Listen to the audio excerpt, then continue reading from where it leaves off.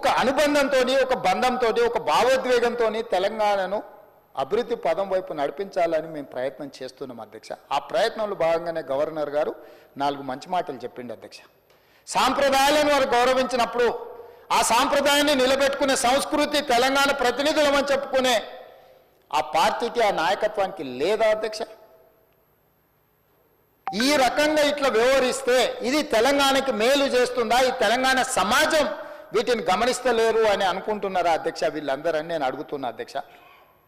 అధ్యక్ష, ఈరోజు ఈ తెలంగాణ ఉద్యమంలో మహిళలు లేరా అధ్యక్ష? వీరనారుల స్ఫూర్తి లేదా? చాకల ఐలమ్మ స్ఫూర్తి లేదా? సమ్మక్క సారలమ్మ స్ఫూర్తి లేదా? రాణి రుద్రమ్మ స్ఫూర్తి లేదా? ఈ తెలంగాణ ప్రాంతానికి ఆడబిడ్డలు నాయకత్వం వహించలేదా?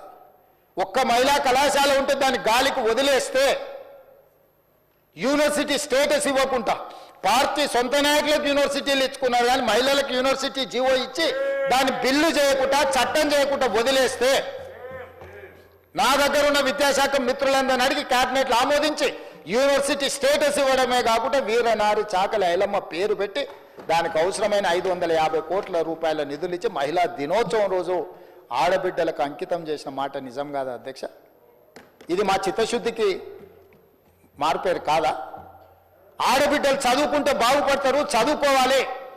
ఆడబిడ్డలు చదివే మన కుటుంబాలలో వెలుగులు తీసుకొస్తుంది అని మేము సంపూర్ణంగా విశ్వసిస్తున్నాం. కాబట్టి ఆడబిడ్డల్ని చదివించాలి, ఆడబిడ్డల్ని వ్యాపారంలో రాణించాలి. ఆడబిడ్డల చేతుల్లో 4 రూపాయలు ఉన్నప్పుడే ఆ కుటుంబం బాగుంటుంది అన్న ఆలోచనతోని ఆడబిడ్డల కోసం పనిచేస్తున్న ప్రభుత్వం మాది అధ్యక్ష. భవిష్యత్తులో ఇంకా చాలా ప్రణాళికలు ఉన్నాయి అధ్యక్ష ఆడబిడ్డల కోసం.